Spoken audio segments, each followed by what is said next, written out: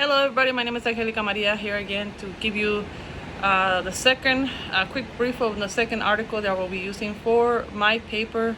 Excuse the noise in the background, it's monsooning here in Arizona, so that's what you're probably hearing. So once again, my paper is going to be about leader development, specifically focusing on the young leaders of the Army, non-commissioned officers specifically. I am a senior non-commissioned officer, and it is near and dear to my heart as I've gone through the process of gone through several professional development courses. I feel that I'm not sure that I was better prepared to meet the demands of what being a leader. I think now we are, having just graduated from the Sergeant's Major Academy, I think that institution right there, it's definitely prepared me to be a future sergeant major. But I'm not sure if the beginnings of my education in the military prepare me for those responsibilities. And as we see in newer conflicts, the operation environment it's evolving. There's a lot of new technology, AI being integrated into the battlefield, cybersecurity. So there's a lot of nuances out there that require leaders to be better prepared, to be more confident to make decisions in the absence of those officers that are appointed over us. And definitely the leader development of those young leaders is important. The article is titled 6 Ways of Understanding Leadership Development, an exploration of increased complexity. It has 3 authors. Their names are Sophia Gestrom, Christian Stelny, and Oscar Thornblom. It's a journal that was published. It's founded in Sage Journal Leadership, written in 2020. This study delves into the multifaceted nature of leadership development, providing a nuanced perspective on how it can be understood and implemented in organizational settings. And that's part of how it's going to support my paper and what is it that I'm trying to get at with leader development of non-commissioned officers, which are leaders of soldiers. The main focus of the article is to identify and categorize the different ways leadership development is understood, ranging from individual development to a broader collective approaches. The authors aim to provide a hierarchical framework that outlines these varying perspectives, thereby contributing to both theoretical and practical advancements of leadership development. The research methods that were used, the study employs phenomenographic approach to explore the different ways of leadership development as perceived. Phenomenographic is a qualitative research method that seeks to understand the variations of how people experience, conceptualize, perceive, and understand various phenomena. The authors conducted 21 semi-constructed interviews with professionals and managers from 3 large organizations in Sweden. These interviews were analyzed interactively to identify distinct categories of understanding. The data collection was 21 semi-structured interviews. The participants were 8 women and 13 men, which ranged between the ages of 29 and 60. The roles was primarily focused on managers, project leaders, team leaders, software developers, HR strategies, and leadership experts. So bottom line up front, you're decision makers of the organization, which non-commissioned officers are those in the battlefield, following orders, but they have to make decisions. It also included the average work experience, which ranged between 9 and 9.8 years. The analysis included the familiarization with data, identification of relevant passages, categorization based on similarities and differences, interactive coding and consensus building among researchers, and creation of outcomes space to map the hierarchical complexity of the categories. The major results and discussion points.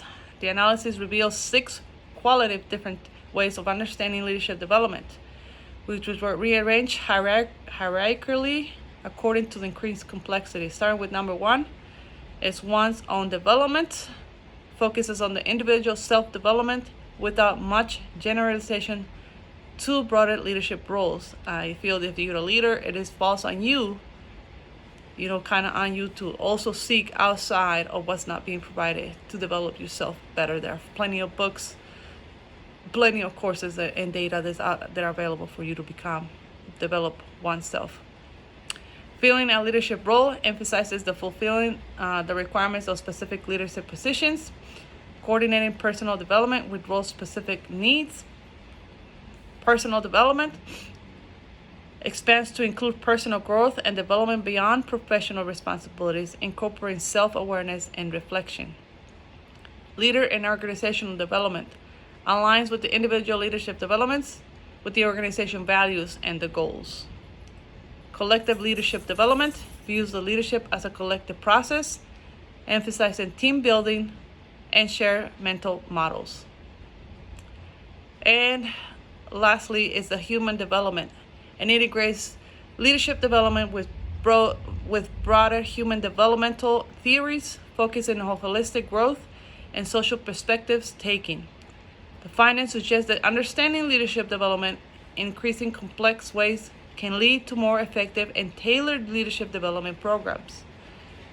The study highlights the importance of matching these development approaches with the specific needs and context of the organizations and the individuals. In the military, we have a leader development at the organizational level, but we also have the institutional levels, which starts with the basic leader course. That's for you young soldiers and all the way up to specialists. The next level will be the advanced leaders course, which does include some sergeants promotables or staff sergeants that fulfill the roles of squad leaders. And then you have your senior leaders course, which is your staff sergeants promotables or your sergeant first classes, which have a little bit more responsibility. And then you have your master leaders course. That's where your master sergeants that work at the operations. And then culminating with the sergeant's major course. And out of all the courses, I felt the one that prepared me the most to be a leader, it was the Sergeant's Major Academy. And it's taken a long way and a long road to get to where we are now when it comes to leader development. But I think more can be done in order to build more confident leaders, especially as we have different generations within our formations. We have leaders that have experienced combat, and then we have young leaders who have never seen combat, and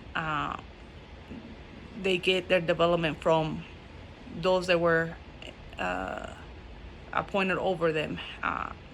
But I think our leader development definitely could do a little bit more in building that confidence to make those leaders more effective if and when we go to get engaged in another conflict. But not just necessarily conflict, but just to make better decisions for themselves and for the soldiers they are responsible for. Because at the end of the day, as a leader, you're not just responsible for yourself, but you're also responsible for the development of others that come behind you. Overall impression and opinion. This article offers significant contributions to the field of leadership development by providing a structured framework that captures the complexity of the concepts. The use of phenomenography to uncover the varied understanding of leadership development is practically innovative. It allows for a more nuanced exploration of the subject. The hierarchical categorization provides practical insights of designing leadership development programs that better align with the development strategies of individuals and the strategic needs of the organizations. The article emphasizes the importance of considering implicit assumptions and contextual facts in leadership development specifically relevant in today's dynamic and diverse organizations environments. Overall, the study not only enriches the theoretical discourse, but also offers valuable guidance for practitioners aiming to foster effective leadership within their organizations, and that as a future sergeant, as a now sergeant major, newly promoted sergeant major, that's my overall goal. To conclude, the 6 ways of understanding leadership development is a comprehensive and insightful study. The advances of our understanding of how leadership development can be perceived and implemented. By exploring the increased complexity of this understanding, the authors provide a valuable framework that can help both researchers and practitioners enhance their approach to leadership development. For the Army leaders, this means that adopting a multifaceted approach for leadership development that goes beyond traditional roles-based training, emphasizing personal growth and self-awareness, aligning with individual and organizational goals, fostering collective leadership within our units, and interfacing broader human development principles can lead to more effective and resilient leaders capable of making effective decisions. By considering this nuanced perspective, Army leaders programs can better prepare soldiers and NCOs, non-commissioned officers, to meet demands of modern warfare and organizational challenge, ultimately enhancing the overall mission effectiveness of a unit and its cohesions. I thank you for your time. I hope I provided you guys a effective overview of what this article talks about. Thank you for your time.